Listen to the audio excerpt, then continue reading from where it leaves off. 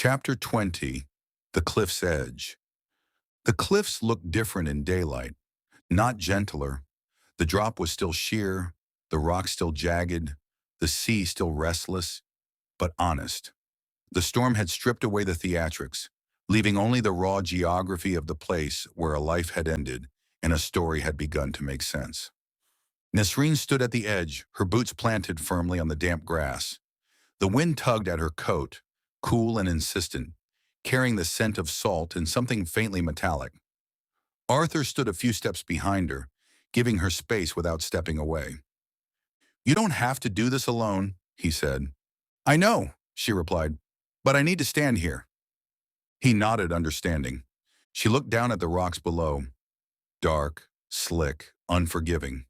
The sea washed over them in slow, deliberate breaths, as though trying to erase the memory of the fall. But memory was stubborn. It clung to stone. It clung to air. It clung to her. She closed her eyes. For a moment she heard him. Not his voice, but the echo of it. "You're the only one who listens." She opened her eyes again.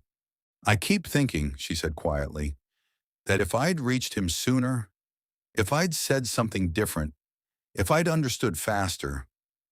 Arthur stepped closer. "You can't rewrite the past."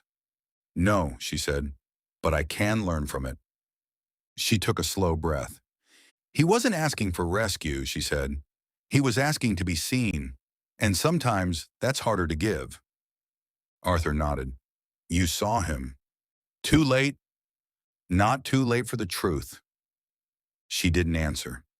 Instead, she reached into her coat pocket and pulled out the sketch, the one she had left on the terrace, the one the wind had refused to take.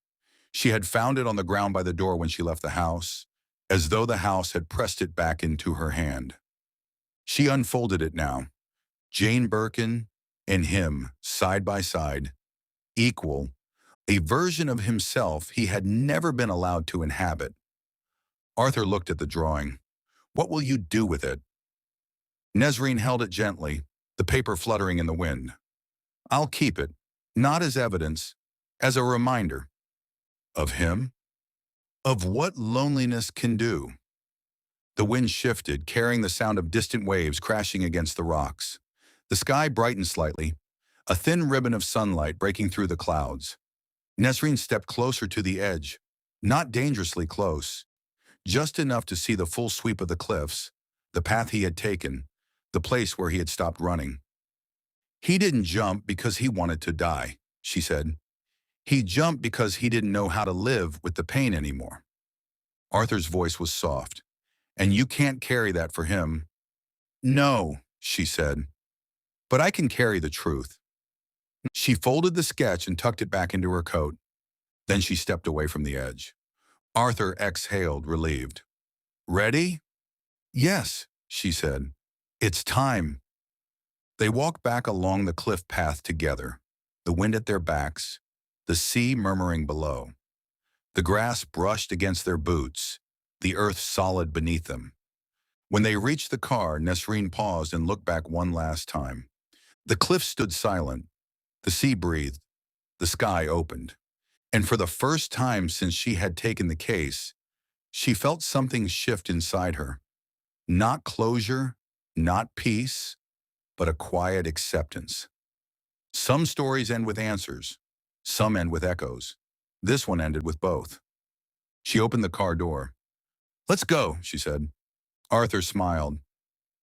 "Where to?" "Forward." They drove away from the cliffs, the road winding ahead of them like a new beginning. Behind them, Birkin House stood in the distance, a dark shape against the pale sky, no longer calling, no longer holding, simply existing. A witness, a keeper, a memory, and the story at last was done.